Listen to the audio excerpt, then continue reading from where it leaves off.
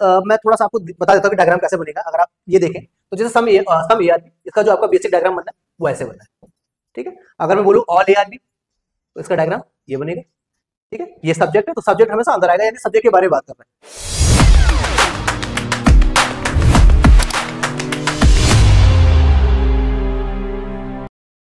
Hello friends, मैं सौरभ रावत, स्वागत है आपका हमारे यूट्यूब चैनल पीआर के स्टडी पॉइंट में।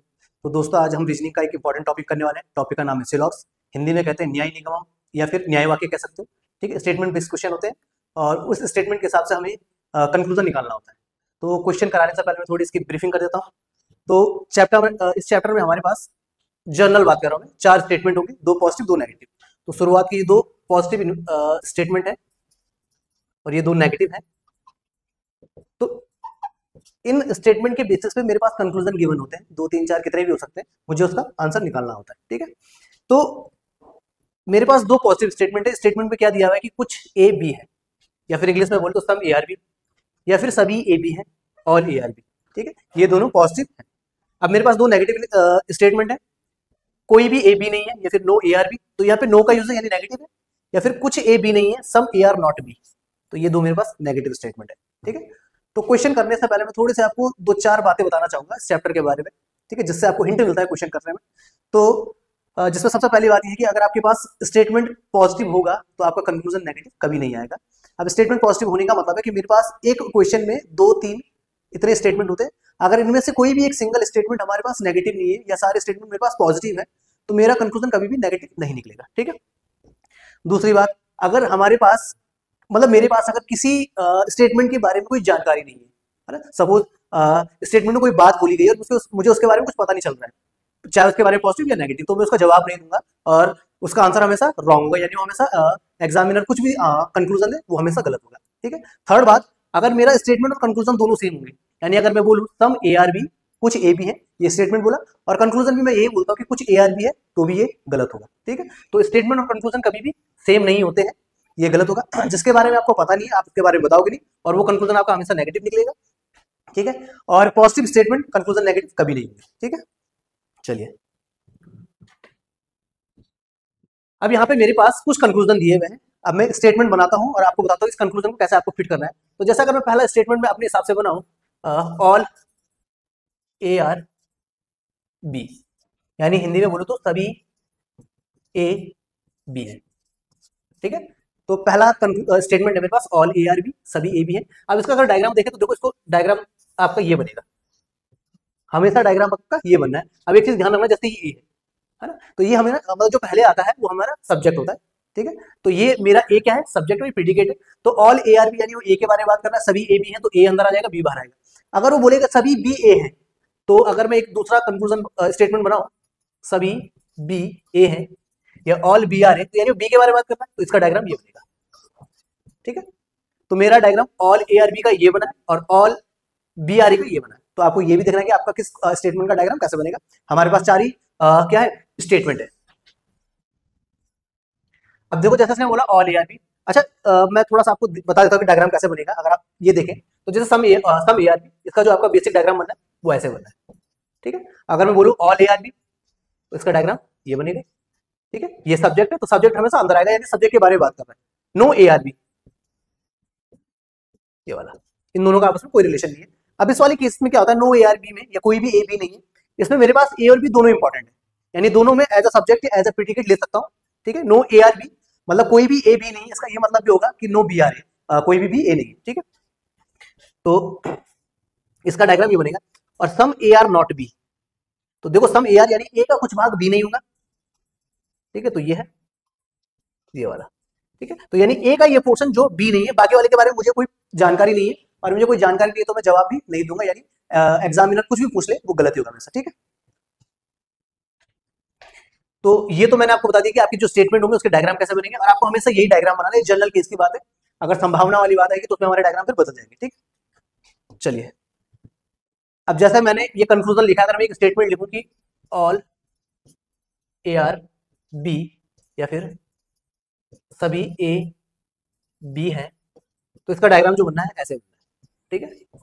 ये सब्जेक्ट है, सब्जेक्ट अंदर आ जाएगा, ठीक है। अब मैं अगर इन कंक्लूजन को इस पे फिट करूं तो कौन कौन सा सही होगा वो देखते हैं। जैसे इसने बोला है ऑल ए आर बी, और कंक्लूजन पहले दिया मेरे पास 8 कंक्लूजन, तो देखता हूँ इसमें कौन सा सही है कौन सा गलत है।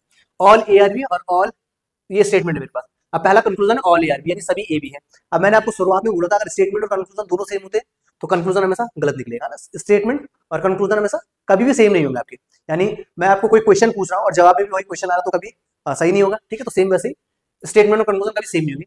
ऑल बी आर ए, अब देखो ऑल बी आर ए का डायग्राम मैंने आपको बताया था ऐसे बनेगा, जबकि ये ऐसे है तो ये वाला भी गलत है, ठीक है। तीसरा वाला सम ए आर बी, तो देखो सम ए आर बी, अब देखो अगर सारे ए बी होंगे तो कुछ ए बी होंगे तो ये सही होगा, है ना। जैसा मैंने बोला कि भाई ये पूरा घर आपका है और उसमें से बोला मैंने कि क्या अंदर का कमरा भी आपका है, जब सारा घर आपका होगा तो अंदर वाला कमरा भी आपका ही होगा, तो ये वाला सही है।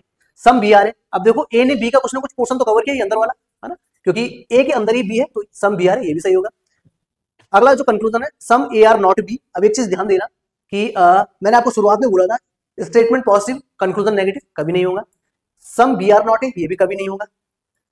नो ए आर बी, ये भी सही नहीं होगा, और नो बी आर, ये भी सही नहीं होगा। तो मेरा कंक्लूजन थर्ड और फोर्थ सही होगा, यानी सम बी आर ए और सम ए आर बी ये दोनों सही होंगे, बाकी सारे गलत होंगे, ठीक है। अगला जो स्टेटमेंट आता है हमारे पास वो है पॉजिटिव वाला, अगर देखूं मैं सम ए आर बी, यानी कुछ ए बी है, ठीक है। तो इसका डायग्राम ऐसे बनेगा, तो ये वाला पोर्शन कुछ ए का बी है, ठीक है। तो डायग्राम आपका हमेशा ऐसे ही बनेगा। अब अगर मैं देखूं ऑल ए आर बी, तो भाई इसने कुछ की बात की है, ऑल के बारे में मुझे कोई जानकारी तो गलत है। ऑल बी आर है तो यहाँ भी मुझे कोई जानकारी नहीं ऑल के बारे में। सम ए आर बी, अब देखो सम ए आर बी और some A are B statement conclusion दोनों सेम है तो ये गलत होगा। सम बी आर है, तो देखो सम बी आर है, ये वाला बी और ए का कुछ पोर्शन है तो ये वाला सही होगा। सम बी आर नॉट है, स्टेटमेंट पॉजिटिव कंक्लूजन नेगेटिव कभी नहीं होगा। सम बी आर नॉट है, सेम बात है, नेगेटिव कंक्लूजन, ये भी नेगेटिव कंक्लूजन और ये भी नेगेटिव कंक्लूजन, तो इसमें सम बी आर है हमारा सही होगा, ठीक है। अगला अगर मैं देखूं some A are not B, some A are not B, कुछ ए बी नहीं है, ठीक है। तो इसका डायग्राम बनेगा ए, ये बी है, तो ए का कुछ पोर्शन ये मैंने हाईलाइटेड कर दिया, किस पोर्शन के बारे में बात कर रहा हूं कि ए का ये वाला पोर्शन बी नहीं है। अब बाकी वाले पोर्शन के बारे में मुझे कोई जानकारी नहीं है, ठीक है। ऑल ए आर बी, तो भाई मेरे को ऑल के बारे में कोई जानकारी नहीं है। ऑल बी आर ए, इसके बारे में कोई जानकारी नहीं है। सम ए आर बी, कोई जानकारी नहीं। सम बी आर ए, ये भी कोई जानकारी नहीं है ना। सम ए आर नॉट बी, अब देखो सम ए आर नॉट बी ये तो कंफर्म है ना कि कुछ ए बी नहीं है, पर ये स्टेटमेंट और कंक्लूजन दोनों सेम है तो ये भी क्या है गलत है। अगला वाला some B are not A, अब देखो कुछ ए बी नहीं है तो मुझे पता है, पर कुछ बी ए नहीं है इसके बारे में मुझे कोई जानकारी नहीं, तो ये वाला भी गलत। नो ए आर बी, कोई जानकारी नहीं, नो बी आर ए, कोई जानकारी नहीं, ठीक है। तो अगर आपके पास स्टेटमेंट के बारे में जैसे कोई स्टेटमेंट बोला है उसके बारे में अगर कोई जानकारी नहीं है तो आप कंक्लूजन हमेशा गलत करोगे, मतलब उसको गलत टिक करोगे, है ना। वो कुछ भी कंक्लूजन दे वो हमेशा गलत आएगा, चाहे वो कोई सा भी पॉजिटिव हो या नेगेटिव में, कंक्लूजन कैसा भी हो हमेशा गलत आएगा, ठीक है। इसके बाद हमारे पास चौथा स्टेटमेंट आता है जो नेगेटिव है, नो ए आर बी, ठीक है। तो नो ए आर बी यानी ए और बी का आपस में कोई संबंध नहीं है ना। तो ये अगर मैं स्टेटमेंट आएगा तो ऐसा आएगा नो ए आर बी, कोई भी बी, कोई भी ए बी नहीं है, ठीक है। तो डायग्राम ये बना दिया मैंने। अब अगर मैं कंक्लूजन देखूं तो ऑल ए आर बी, ए और बी मुझे कोई जानकारी नहीं है, ए और बी का तो कोई रिलेशन ही नहीं है तो गलत है। ऑल बी आर ए, तो बी और ए का भी कोई रिलेशन नहीं है, गलत है। सम ए आर बी, गलत आएगा भाई। सम बी आर ए, गलत आएगा, जब कोई भी ए बी नहीं है तो सम ए बी नहीं होंगे, है ना। अच्छा, सम ए आर नॉट बी, अब ये इंपॉर्टेंट कंक्लूजन है ये वाला। अब देखो जब कोई भी ए बी नहीं होगा तो कुछ ए बी नहीं होंगे, ठीक है, तो ये वाला सही होगा। और some B are not A, ये भी बिल्कुल सही होगा, जब कोई बी ए नहीं है तो कुछ बी ए बी नहीं होंगे। No A are B, statement और कंक्लूजन दोनों सेम है तो ये गलत आ जाएगा। और नो बी आर ए, ये वाला सही होगा, क्योंकि ए बी नहीं है तो बी भी ए नहीं है, ठीक है। अच्छा, इसमें अगर मैं देखूं पांचवा छठवां जो कंक्लूजन है मैंने बोला सम ए आर नॉट बी, तो ये सेम वैसे ही वाला है जैसा मैंने बोला ऑल ए आर बी, और उसका कंक्लूजन बोला मैंने कि सम ए आर बी, ये सही होगा, क्योंकि मैंने आपको एग्जांपल दिया था कि ऑल ए आर बी में अगर मैं बोलूं कि पूरा घर आपका है तो उसके अंदर का एक कमरा भी आपका होगा, है ना। तो सेम वैसे वाला अगर मैं बोलूं कि कोई घर पूरा घर आपका नहीं है तो अंदर वाला एक कमरा भी आपका नहीं होगा, उसी हिसाब से वाला हमारा सही होगा, ठीक है। तो मैंने 4 स्टेटमेंट थे उनका डायग्राम और जो कंक्लूजन इसमें 8 दिए उसको बता दिया कैसे कैसे सॉल्व होगा, ठीक है। आपको बस ये ध्यान रखना है कि जिसके बारे में आपको जानकारी नहीं वो हमेशा गलत होगा, चाहे कंक्लूजन कुछ भी हो, ठीक है। चलिए, अब मेरे पास कुछ कीवर्ड दिए गए हैं, एक सम के बारे में, एक ऑल के बारे में, सम नॉट और नो के बारे में। तो देखो सम का अगर देखूं तो हिंदी में तो कुछ ही आएगा, है ना। इंग्लिश में अगर देखें तो few, a few, at least, some, at most, all, maximum, minimum, many, more, mostly, generally, 0.1% से 99%, अ पोर्शन ऑफ यानी कुछ भाग, है ना। अगर मैं ऑल का देखूं तो ऑल, एवरी, ईच, 100% और ओनली, ठीक है। तो ये जो कीवर्ड्स होंगे हमारे पास ये ऑल के आ जाएंगे सारे। अगर मैं सम नॉट का देखूं तो हार्डली, स्कैर्सली, सेल्डम, ठीक है, ये सम नॉट का आ जाएगा। अगर मैं नो का देखूं तो none, never, all not, no one, not a single और 0%। तो ये कीवर्ड्स आते हैं स्टेटमेंट पे, है ना। जैसे वो बोलेगा अ फ्यू ARB या फिर फ्यू ARB, ठीक है, मैनी ARB, तो आपको समझना पड़ेगा सम के बारे में बात करना है, ठीक है। चलिए अब क्वेश्चन देखते हैं, क्वेश्चन से देखते हैं कैसे कैसे हमारे पास क्वेश्चन आएंगे। तो चलिए दोस्तों, पहला क्वेश्चन है मेरे पास, स्टेटमेंट दिया है, 3 स्टेटमेंट है। बोला है सभी अनाज सीरियल है, कुछ सीरियल फल है, कोई फल सब्जी नहीं है। तो सबसे पहले मैं डायग्राम बना लूंगा, है ना। तो सभी अनाज सीरियल है, तो ये अनाज है और ये सीरियल, तो सीरियल को मैं शॉर्ट में लिख रहा हूँ, ठीक है। और बोला है कुछ फल, कुछ सीरियल फल है, क्या जाएगा फल। और बोला है कोई भी फल सब्जी नहीं है, कोई भी फल सब्जी नहीं है, ठीक है। तो फल और सब्जी का कोई संबंध नहीं है। अब बच्चों आपको एक चीज और ध्यान रखनी है, जैसा हमने बोला कुछ सीरियल फल है, तो कुछ सीरियल फल है, तो मुझे सिर्फ सीरियल और फल का ही रिलेशन स्टैब्लिश करना है। मैं फल को अनाज के साथ टच नहीं करूंगा, मतलब इसको कहते हैं मिनिमम ओवरलैपिंग प्रोग्राम, ये हमें फॉलो करना होता है। यानी जितना मिनिमम पॉसिबल हो हम उतना ही फॉलो करेंगे। अगर अनाज और फल के बारे में कुछ नहीं बोला गया तो हम जबरदस्ती उसका रिलेशन स्टैब्लिश नहीं करेंगे, इसको आपस में टच नहीं करेंगे, ठीक है। अब मैं डायग्राम के हिसाब से मैं अगर कंक्लूजन देखूं तो बोला है सभी सीरियल सब्जियां हैं, तो ये सभी सीरियल सब्जियां हैं। तो मेरे को सीरियल और सब्जी के बारे में कोई मतलब कुछ पता नहीं है। मेरे को सब्जी और फल के बारे में पता है, इनका नेगेटिव रिलेशन है, पर सब्जी और सीरियल के बारे में कुछ नहीं पता है। तो पहला मेरा कंक्लूजन बोला, कंक्लूजन गलत हो जाएगा। अगला बोला है सभी अनाज फल है, तो ये अनाज है, ये फल है। यहाँ पर भी मुझे अनाज और फल के बारे में कुछ नहीं पता है, ना मुझे नेगेटिव ना मुझे पॉजिटिव पता है, तो ये भी गलत होगा। यानी जो इसका आंसर आएगा ऑप्शन बी, ना तो पहला ना ही दूसरा निष्कर्ष फॉलो करता है, ठीक है। तो मैंने डायग्राम बनाया कि बोला था सभी अनाज सीरियल है, तो सभी अनाज सीरियल है, कुछ सीरियल फल है, तो मैंने देखो इतना ही टच किया, इसको अंदर नहीं लेके, क्योंकि अनाज और फल के बारे में कुछ नहीं बोला गया है। और बोला है तीसरा कोई फल सब्जी नहीं है, तो फल और सब्जी का कोई रिश्ता नहीं है, ठीक है। अब बोला है सभी सीरियल सब्जियां हैं, तो ये सब्जियां ये सीरियल, मुझे कोई जानकारी नहीं है, गलत है। और सभी अनाज फल है, तो ये अनाज है ये फल, इसके बारे में मुझे कोई जानकारी नहीं है, ठीक है, तो ये भी गलत है, ठीक है। अब जानकारी, मैंने आपको बोला ना कि जानकारी का क्या मतलब होता है, जानकारी का ही मतलब होता है जैसा उसने बोला है सभी सीरियल सब्जियां हैं, ये सीरियल है ये सब्जियां हैं, ये गलत है। अगर ये बोलता कोई भी सीरियल सब्जी नहीं है तो भी ये गलत होगा, क्योंकि मुझे ना तो सभी के बारे में पता है या कुछ या कोई भी के बारे में नहीं पता है, मतलब पॉजिटिव नेगेटिव मुझे कुछ नहीं पता, ये दोनों केस में गलत होगा, ठीक है। तो चलिए अगला क्वेश्चन देखते हैं। अगला क्वेश्चन में बोला है सभी समुद्र तट रेत है, तो ये समुद्र है, ये रेत है, ठीक है। और बोला है कुछ रेगिस्तान रेत है, तो कुछ जो रेगिस्तान है ये रेगिस्तान, ये रेत है। और बोला है सभी रेत चट्टान है, तो ये जो रेत है जितने भी, ये देखो ये रेत वाला पोर्शन ये चट्टान है, ठीक है। अब इसने क्या बोला है कम से कम कुछ समुद्र तट रेगिस्तान है, तो कम से कम कुछ जो समुद्र तट है वो रेगिस्तान है, तो ये समुद्र तट है ये रेगिस्तान है, मुझे इनका नहीं पता चल रहा है या नहीं है, तो गलत है। और दूसरा बोला है कम से कम कुछ रेत चट्टान है, कम से कम कुछ रेत चट्टान है, जब सभी रेत चट्टान होंगे तो कुछ भी कुछ ना कुछ रेत तो चट्टान होंगे, तो दूसरा सही होगा। तो मेरा ऑप्शन डी आंसर होगा, यानी केवल दूसरा फॉलो करेगा, ठीक है। चलिए नेक्स्ट क्वेश्चन देखते हैं। क्वेश्चन नंबर 3 मेरे पास बोला है सभी पर्दे डोरमेट हैं, कुछ डोरमेट तकिए हैं और कुछ तकिए बेडशीट है। तो देखो सभी जो है पर्दे वो है डोरमेट है, ठीक है, डोरमेट को मैंने शॉर्ट में लिया डोर। कुछ डोरमेट तकिए हैं, तो ये तकिए हैं, ठीक है। और बोला है कुछ तकिए बेडशीट है, तो ये बेडशीट है, कुछ तकिए क्या है बेडशीट है।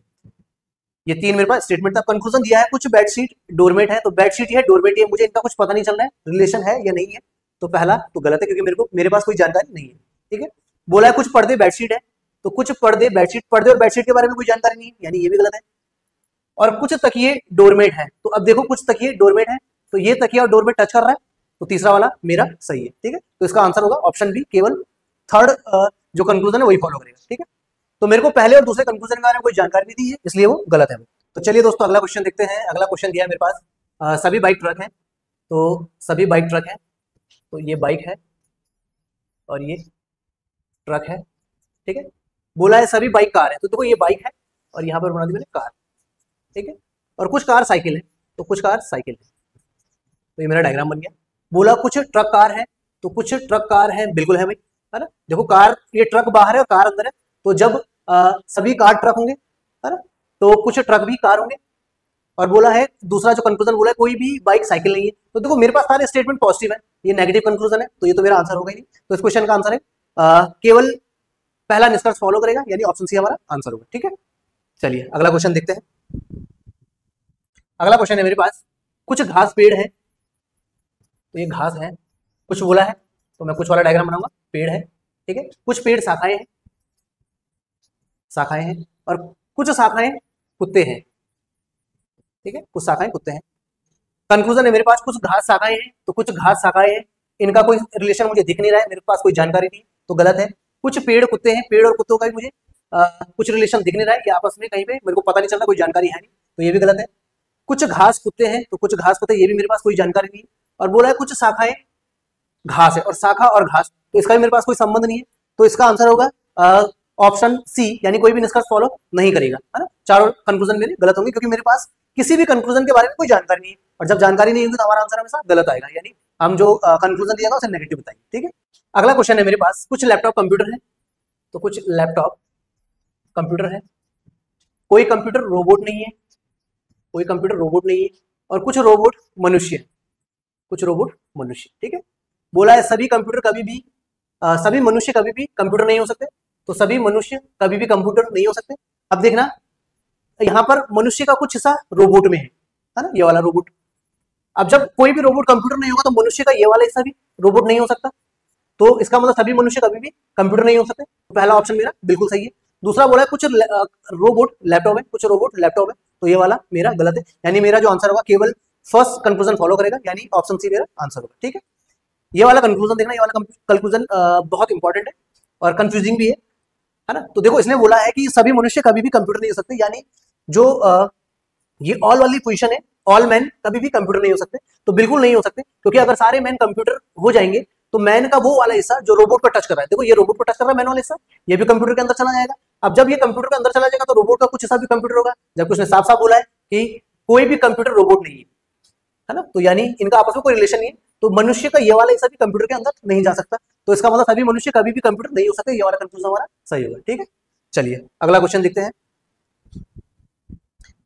अगला क्वेश्चन है मेरे पास, बोला है सभी कागज जो है कैंचियां हैं,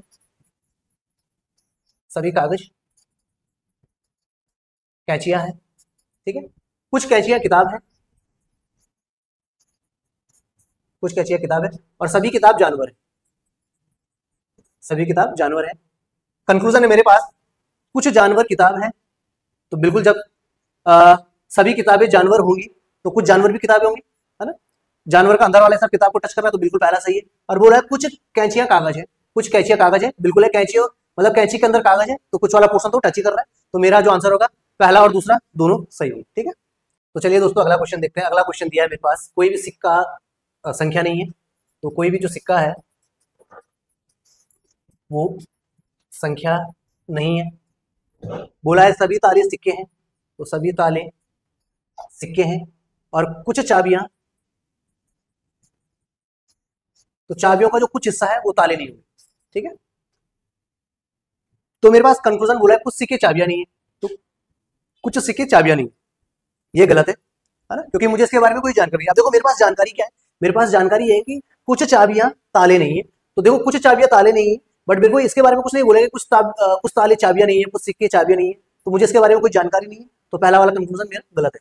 दूसरा वाला बोला है कि कुछ सिक्के संख्या नहीं है, तो कुछ जो सिक्के हैं, है ना, वो संख्या नहीं है। अब देखो जब सारे सिक्के जो है वो संख्या नहीं है तो कुछ सिक्के भी संख्या नहीं होंगे, तो मेरा जो है ऑप्शन सेकंड यानी कंक्लूजन सेकंड मेरा सही होगा, यानी ऑप्शन ए मेरा आंसर होगा, ठीक है। चलिए अगला क्वेश्चन देखते हैं। अगला क्वेश्चन दिया है मेरे पास, कुछ किताबें फाइल है, तो कुछ किताबें फाइल है, कुछ फाइल कार्ड है, कुछ फाइल कार्ड है, और कोई भी लिफाफा किताब नहीं है, ठीक है, कोई भी लिफाफा किताब नहीं है। कम से कम कुछ कार्ड किताबें, तो कम से कम कुछ कार्ड किताबें, यानी वो कहना चाह रहा है कुछ कार्ड किताबें, तो देखो ये कार्ड है किताबें, इनका आपस में मुझे कुछ पता नहीं है, कोई जानकारी इनके बारे में, तो जब मेरे पास डेटा नहीं है तो मैं इसको गलत बताऊंगा, ठीक है। अगला बोला है कुछ फाइलें लिफाफे नहीं है, तो कुछ फाइलें लिफाफे नहीं है, बिल्कुल सही है। देखो क्योंकि जब सारी किताबें लिफाफे नहीं है तो किताबों को वो वाला हिस्सा जो फाइल को टच कर रहा है, या फाइल का वो वाला हिस्सा किताब को जो टच कर रहा है वो लिफाफा नहीं होगा, तो लिफाफा का ये वाला हिस्सा जो किताब को टच कर रहा है वो फाइल का ये वाला हिस्सा जो किताब को टच कर रहा है वो लिफाफा नहीं होगा, क्योंकि किताब और लिफाफा कोई संबंध नहीं है, तो मेरा जो आंसर होगा ऑप्शन ए, यानी केवल सेकंड कंक्लूजन मेरा फॉलो होगा, ठीक है। तो देखो किताब और कुछ किताबें फाइल है, तो फाइल का ये वाला हिस्सा जो किताब को टच कर रहा है वो लिफाफा नहीं होगा कभी भी, ठीक है। तो अगला क्वेश्चन है मेरे पास, ये आज का आखिरी क्वेश्चन है। कुछ लाल काले हैं, है ना, तो कुछ लाल काले हैं, कुछ काले पीले हैं,